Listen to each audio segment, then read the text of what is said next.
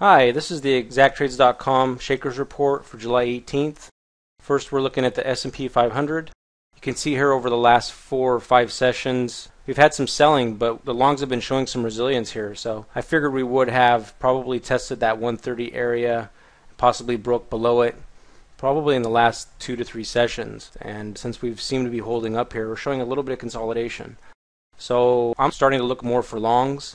I will keep an eye on that 130 level, and I'm also going to keep an eye on whether the debt ceiling is going to get raised early this week. So, watch out for that. News on either way, could push the market. So we should see some volatility this week. But again, I'm starting to look for more longs. I may pick a few shorts here and there and watch that 130 level. We come down into that 130 level, we could get a pretty strong bounce.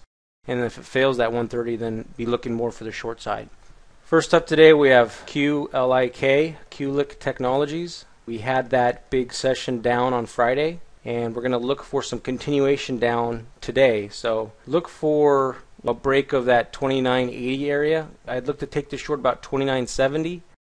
Now you are going to have support around 29.40. See if it breaks through 29.40, you could add to your position from there. Look for lower highs and lower lows as you get into 29 and down into possibly 28.60. Probably going to hold up somewhere in this range, but I still think that this is a good trade on the short side. Just for a day trade, I wouldn't look to hold this, more than the one day. Next we have GHL. You see here on Friday we had the big session down from about 53.45 down into 45.40 area. So we're looking for a break to a new low. I would take this short below 45.35. You're going to probably run into some support at 45. See if it breaks 45. And you could possibly add to your position. Again, look for lower highs and lower lows, and also look at the market. So if the market's strong and this is weak, then when the market turns over, this could continue down. So I'm still going to look for this for a short side. This could be a good short for another 2 or 3 days. So I may hold this short for a few days as a swing trade. We'll just have to see what the market does today. Next we have Avnet Inc., AVT. You see here that we had this consolidation off of this high, broke down into the support level, and then on Friday's session just peaked below that support level. Take a look here at the 5-minute chart. So broke below the support level and then came back up and closed just right at that support, which is now becoming resistance. Today we're going to look for a fail below this 29.50 area. I would take this short below 29.50. Go back to the daily chart. And we could see a test of 29 today. So if we get some selling, we get some on the downside. Look to take some profit, around 29.30, 29.20 area, and then see if it can test 29 and if it can hold 29. Next we have Red F. Now this is a trade we took on Friday.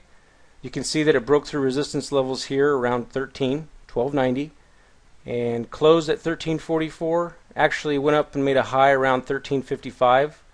So we're going to look to take this on a continuation day higher. Look to go long around 13.60 area. And resistance is going to be around 14.40. You may run into some resistance around 14, so look to take some profit around 14 and then see if you can get into the 14.30s, 14.40s area. I'm probably not going to hold this for more than one day. I would like to see what it does here at this resistance level, and I'd also like to see some consolidation here around 14.40 first before another move higher and test these highs up into 18.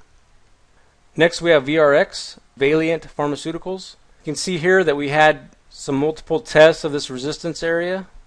So you can see on Friday that we had just a small break over the resistance area, ran up into 55.60 area, 55.55, so about 1% on a quick long. Ended up failing, as the market turned down, sold off, and then rallied back up close to the highs of the day. So again, it's right at that first resistance level, but I would wait to take this long over 55.60.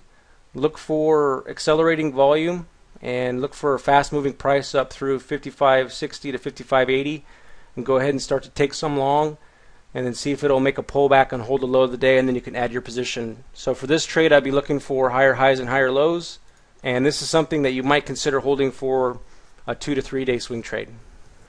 Next we have NOC. You can see here the sell-off from around 70 down into 65 and 64.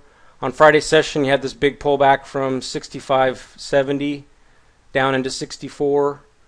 We're looking for a bounce here, possibly a swing trade. You could start slow. Look for a pullback See here that it broke 64, came down into 63.85, and then we closed up for the day. Look for a possible pullback down into the 64 range. Go ahead and grab a small piece, and then see if it can hold this area right here around 63.40. I would stop below 63.40, but you can look to start adding a small swing trade, just a little bit. Let's see what it does today, and then we could probably add a little bit more on Tuesday. So that's the report for today. Good luck to everyone, and we'll see you back here tomorrow.